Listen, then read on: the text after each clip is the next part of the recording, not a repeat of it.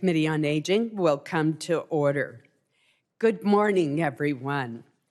COVID-19 has claimed the lives of more than 110,000 Americans, about 80% of whom were 65 or older. Older adults have been disproportionately affected by this health crisis, but they are not the only group. Last week, the CDC reported that Black Americans make up 23% of COVID-related deaths in this country. That is despite representing only 13% of the U.S. population. In Maine, 20% of diagnosed COVID cases have been Black Mainers, although they represent less than 2% of the population in our state. COVID-19 has shed a light on long-standing health disparities in this country, and this committee will hold a hearing next month to examine these racial disparities among older Americans and the health care that they receive. Today's hearing focuses on a danger that affects older adults of all races and ethnicities in this pandemic, and that is social isolation and prolonged loneliness. In 2017, this committee held the first congressional hearing on the impact of social isolation and loneliness on older adults. We found that this silent epidemic has devastating physical and emotional health effects by increasing the risk of stroke, heart disease, depression, and dementia. One expert testified that prolonged isolation for seniors is comparable to smoking 15 cigarettes a day. Since March, the CDC has instructed us all to stay at home and to social distance, with the exception of essential workers. For the past 3 months, the ability to visit loved ones in hospitals, nursing homes, and senior facilities has been severely restricted or banned in most states. While such measures may have been necessary, they have also intensified the isolation and loneliness that were already an everyday struggle for many older Americans. And there is surely nothing sadder than a beloved parent or grandparent dying alone or with just a compassionate healthcare provider rather than with family members by their side. Before COVID, about a quarter of seniors reported being isolated and 40% reported being lonely.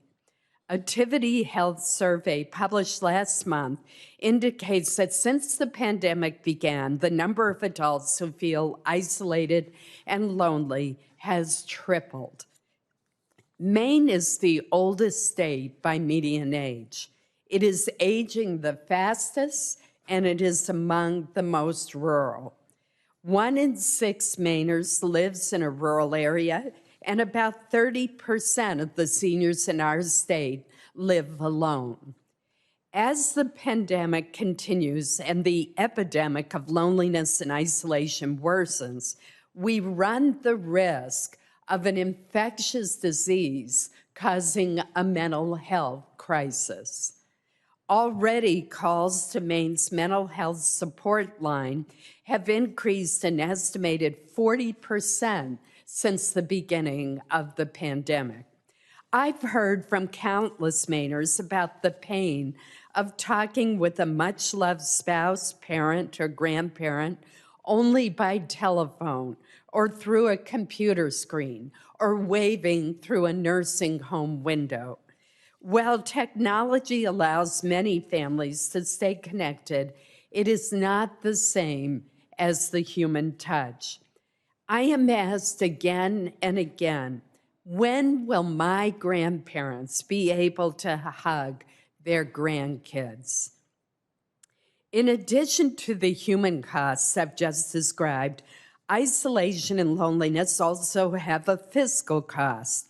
According to a 2017 paper published by AARP's Public Policy Institute, isolation among older adults increases federal spending by an estimated $6.7 billion annually, as isolated people are often sicker and have to rely more heavily on skilled nursing care.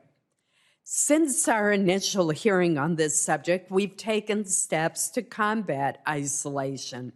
In March, the President signed into law the Supporting Older Americans Act of 2020 that I authored with Ranking Member Casey and other members of this committee. This law reauthorizes critical older American Act services such as nutrition, home care, health promotion, and caregiver support. In this year's reauthorization, we added grants specifically to combat social isolation and improve multi-generation collaboration. With congregate meal sites closing in the pandemic, we've also taken action to bolster the Meals on Wheels program, which provides more than a meal, but social connectedness too. Through the CARES Act, I've worked to ensure that funding could be transferred from congregate meal sites to home-delivered meals and to expand the definition of homebound so that older adults who are quarantined or observing social distancing could also receive meals. Overall, Congress has provided $1.2 billion in relief for nutrition and other community programs as part of our COVID-19 response. Recently, a Meals on Wheels driver in my hometown of Caribou, Maine, posted online about her volunteer experience. She noted that when she asked seniors on her route what they needed help with in this difficult time, many said that they were running low on toilet paper and were worried about going to the store amidst the pandemic. Another member of the community saw that post and brought 96 rolls of toilet paper, which she donated and gave to the driver to distribute with the next meal delivery. The seniors on that route not only got a necessity, but also confirmation that someone cared about them. This story illustrates perfectly the social value of the program and of that strong sense of community. We must continue to do more to support our seniors during this pandemic. Today, we will hear from a geriatrician, a public health researcher, and 2 area agency on aging directors, one serving a large rural area and the other an urban area. All of these individuals are on the front lines of reducing social isolation and loneliness among older adults. We will learn today about promising research, innovation, and technology that can make a big difference. It is imperative now more than ever that we find solutions.